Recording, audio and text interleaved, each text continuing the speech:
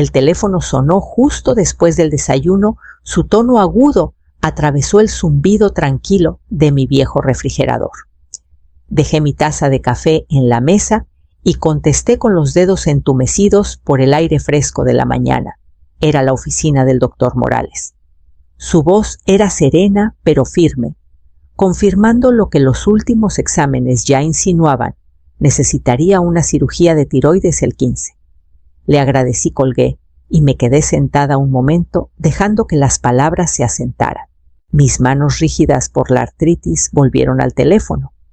Abrí el chat familiar, el que compartía con mi hija, su esposo y algunos parientes lejanos, que solo hablaban para presumir. Lentamente escribí: cirugía el 15. Necesito que alguien me recoja después. Los 3 puntitos aparecieron casi de inmediato. La respuesta de Alejandra llegó como un golpe seco. No voy a cancelar Cancún por ti. Sin disculpas, sin preguntar qué tipo de cirugía. Solo eso. Antes de que pudiera asimilarlo, otra notificación parpadeó en la pantalla. Era de Alejandra otra vez, pero esta no parecía para mí. Las palabras se nublaron por un instante antes de enfocarse. Cuando ya no esté, la casa es mía. Solo hay que mantenerla contenta hasta entonces. Me quedé helada. El mensaje desapareció segundos después, reemplazado por un texto gris. Este mensaje fue eliminado. Nadie en el grupo lo mencionó, ni disculpas, ni un "uy chat" equivocado. Solo silencio. Miré el teléfono. Mi pulso se estabilizó de una manera que no sentía natural. No había calor de enojo ni el pinchazo de la traición. Solo una calma fría y deliberada se apoderó de mí. En ese instante supe que esto no era simple egoísmo. Era un plan. Dejé el teléfono en la mesa y tomé mi café, aunque ya estaba tibio. Afuera, la luz del sol invernal se derramaba sobre el jardín cubierto de escarcha, los rosales desnudos pero firmes. Mis dedos se cerraron alrededor de la taza, como si buscaran su calor menguante. La cirugía ahora era solo una fecha en mi calendario. Pero algo más se había marcado en mi mente el momento en que entendí exactamente con qué estaba lidiando. Y desde ese instante no jugaría el papel que ellos esperaban. Tras el mensaje de Alejandra, los recuerdos me atraparon sin invitación, pero no podía detenerlos. Llegaban en destellos nítidos, cada uno cargado de cansancio y el dolor silencioso de ser dada por sentada. Tenía 38 años cuando Emiliano murió. Una noche lluviosa de abril, un camión cruzó la línea central y destrozó mi mundo en segundos. Regresé al trabajo solo 2 semanas después, tomando turnos extras en el Hospital General. 16 horas de pie, guantes dobles sobre nudillos en carne viva, viviendo de café de máquina y adrenalina. No había opción. Alejandra tenía 12 años y las cuentas no esperan al duelo. Unos años después, estaba en el muelle firmando la venta del bote pesquero de Emiliano. Él había ahorrado años para comprarlo, y yo juré no desprenderme de él. Pero la factura de la colegiatura de la escuela privada de Alejandra estaba en mi mesa y el plazo vencía en 2 días. Vi al comprador alejarse el casco blanco del bote cortando el agua y me dije que valía la pena. Cuando Alejandra estaba embarazada de mi primer nieto, yo apenas salía de una cirugía de rodilla. El doctor recomendó 3 semanas de reposo. Tomé 5 días. El resto de mis vacaciones ese año se fue en estar a su lado, cocinando, limpiando su departamento, masajeando sus tobillos hinchados mientras mi rodilla protestaba en silencio. En nuestro pequeño pueblo, en las afueras de Guadalajara, yo era la confiable. Doña Rosa, la vecina, trajo cazuelas después del funeral de Emiliano. Luego empezó a decir cosas como: tú eres el pilar, Elvira, las como tú no se quiebran. Los Morales saludaban desde el otro lado de la calle, pidiéndome cuidar a sus niños solo un par de horas, y siempre decía que sí. Eres fuerte, mamá, estarás bien. Lo escuché de Alejandra más veces de las que puedo contar, tras una gripa, tras una caída en el patio, incluso tras mi diagnóstico de artritis. No era consuelo. Era un despido envuelto en un cumplido. Ahora, con su mensaje de Cancún todavía brillando en mi mente, no podía evitar preguntarme si todos esos años de sacrificio habían criado a una hija que me amaba, o solo a alguien esperando la lectura de mi testamento. Unos días después, volví a abrir el chat familiar. Lo primero que llenó mi pantalla fue un borrón de agua turquesa, arena blanca y sonrisas bronceadas. Alejandra y sus amigas posaban con sombreros de ala ancha, a juego, levantando copas de champán como trofeos. Había una foto de ellas riendo en una cabaña, junto a la piscina, otra de un plato de mariscos del tamaño de una mesa. Su mensaje de "no voy a cancelar Cancún por ti" seguía ahí, pero estaba enterrado bajo un montón de reacciones, corazones rojos, emojis, de risas, copas, chocando la mayoría de sus amigas. Uno venía de mi propio cuñado, el tipo de hombre que siempre decía odiar el drama mientras le echaba gasolina a cualquier chispa. Mi pulgar flotó sobre el teclado, pero no escribí nada.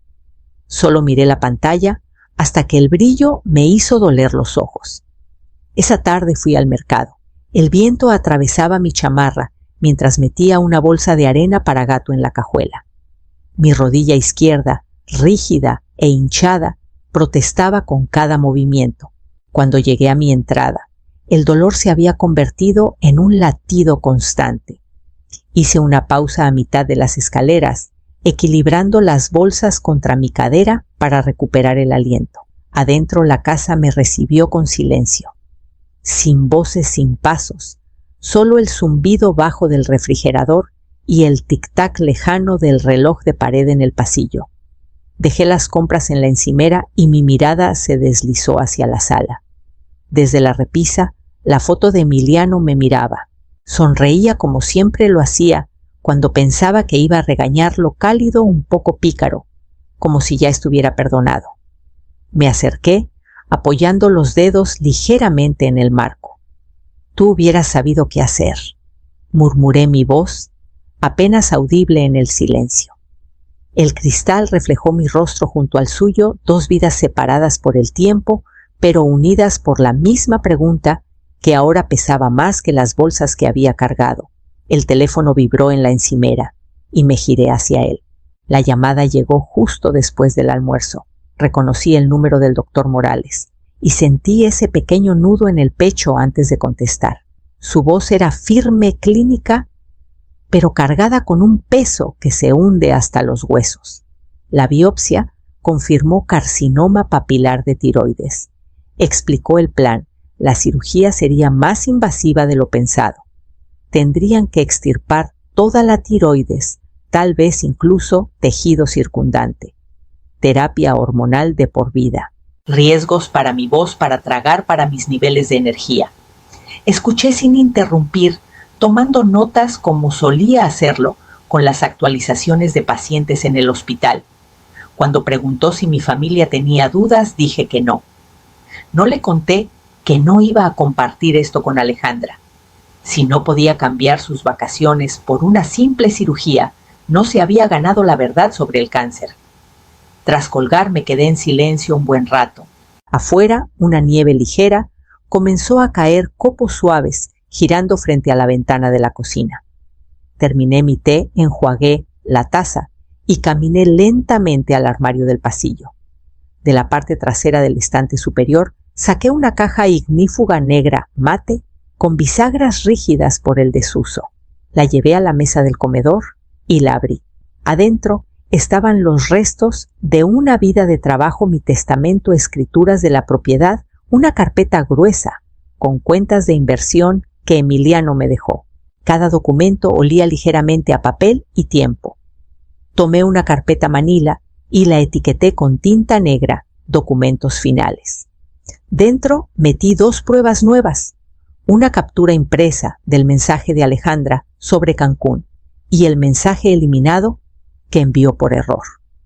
Volví a leer las palabras, la crueldad casual escondida en ellas, antes de deslizar la hoja dentro y cerrar la carpeta. No era enojo lo que me movía, era claridad. Si no puedes confiar en alguien para tu recuperación, no puedes confiarle tu legado. Cerré la caja, la devolví al armario y me quedé ahí un momento con la mano en el marco de la puerta. La decisión que había tomado era solo el comienzo. La mañana de la cirugía pasó en un torbellino de luces brillantes y voces cortantes. Cuando el chofer voluntario del programa para adultos mayores me dejó en mi entrada, la bruma de la anestesia dio paso a un agotamiento profundo. Ofreció llevar mi bolso hasta la puerta, pero el orgullo me hizo rechazarlo. Le agradecí, cerré la puerta y me quedé un momento en el silencio. La casa olía ligeramente al limpiador de lavanda del día anterior, un aroma que contrastaba con el dolor crudo en mi garganta. Cada paso hacia la cocina tiraba de los puntos en mi cuello un recordatorio tenso de lo que habían cortado. Milo, mi gato, sintiendo mi paso lento, se deslizó con cuidado entre mis tobillos, su pelaje cálido rozándome. Me agaché para rascarle la cabeza, agradecida por una presencia viva que no pedía nada más que mi compañía. Llené la tetera y la puse al fuego, apoyándome en la encimera, mientras el agua se calentaba. El clic rítmico del quemador me dio algo en qué enfocarme, además del dolor que recorría mi cuerpo. Cuando el té estuvo listo, lo llevé a la mesa de roble que había sido el ancla de esta cocina por décadas. La madera estaba desgastada por años de comidas, charlas y cuentas pagadas a medianoche. Dejé la taza y desbloqueé mi teléfono. Las capturas seguían ahí, el rechazo seco de Alejandra, el mensaje eliminado que decía más de lo que ella quiso. Las estudié de nuevo cada palabra, tallando líneas más profundas en mi comprensión de quién se había convertido mi hija. En el hospital fui una enfermera que sabía la diferencia entre una herida que sanaría con tiempo y una que se infectaría si no se atendía. Esto no era diferente. El corte que ella había hecho no era solo emocional, era estratégico, y ya no estaba interesada en esperar a que cerrara solo. Tomé el té lentamente el vapor, calentando mi rostro, y dejé el teléfono junto a la taza. El siguiente paso de mi recuperación no sería descansar, sería algo mucho más deliberado. 2 semanas después de la cirugía, cuando los moretones se desvanecieron a un amarillo opaco y mi voz recuperó algo de fuerza, llamé a Carmen Díaz. Durante 25 años, ella había sido mi abogada, mi confidente y a menudo la única persona en mi vida dispuesta a darme la verdad sin rodeos. Su oficina en el centro era tal como la recordaba, estanterías altas con libros de leyes, un leve aroma a aceite de limón en la madera pulida, y Carmen tras su escritorio con una pluma estilográfica como batuta de director. Hablamos un rato de mi recuperación y luego le dije que estaba lista para hacer cambios de verdad. Ella escuchó tomando notas con su letra precisa mientras yo dictaba.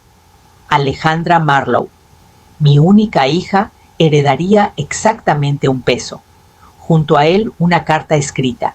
Este es el aventón que te ganaste. La casa, la que Emiliano y yo construimos con nuestra vida, junto con mis cuentas de inversión, se transferirían a un fideicomiso. Su único propósito, financiar becas para estudiantes de enfermería mayores de 50 años, personas como yo, que habían luchado por una segunda oportunidad para construir algo significativo. Carmen alzó una ceja, pero no comentó sobre lo mezquino del peso o lo afilado de la nota. Me conocía lo suficiente para saber que cada detalle era intencional. Cuando firmé los documentos y los notariamos, sentí el primer respiro real de alivio desde el mensaje de Cancún. No era alegría ni satisfacción, solo la certeza tranquila de haber puesto algo en marcha que no podía deshacerse. Esa noche sentada en mi mesa de cocina, con una taza de manzanilla, la luz de mi teléfono iluminaba la veta de la madera. Mis pulgares dudaron sobre el teclado antes de escribir: espero que Cancún haya sido increíble. Me encantaría saber de ti pronto. Lo leí 2 veces antes de enviarlo. Cálido, casual, inofensivo para quien no supiera más. Pero yo la conocía. Sabía lo rápido que un poco de miel sacaría la arrogancia que necesitaba capturar. El teléfono vibró casi de inmediato y sonreí. El archivo estaba por engrosarse. Cuando volví a reunirme con Carmen esa semana, ella ya tenía un borrador listo. Había leído mi mente. El testamento ahora incluía lo que ella llamó una cláusula gatillo. Alejandra solo sería notificada de su contenido si me contactaba por dinero, sin actualizaciones amables, sin advertencias previas. Si quería saber qué había dejado, tendría que mostrar su juego primero. Revisamos el lenguaje con cuidado, asegurándonos de que fuera a prueba de todo. Cuando firmé el peso en mi pecho, pasó de la carga del dolor a la solidez de la determinación. El camión me dejó a una calle de casa y caminé lentamente el bastón en mi mano derecha, marcando un ritmo firme contra el pavimento. La artritis hacía cada movimiento deliberado, pero no me importaba. Cada crujido del bastón se sentía como una coma en una oración que había compuesto durante décadas, una oración sobre límites, sobre respeto propio, sobre lo que pasa cuando confunden bondad con debilidad. En el patio trasero, el aire era fresco, con un leve olor a tierra húmeda.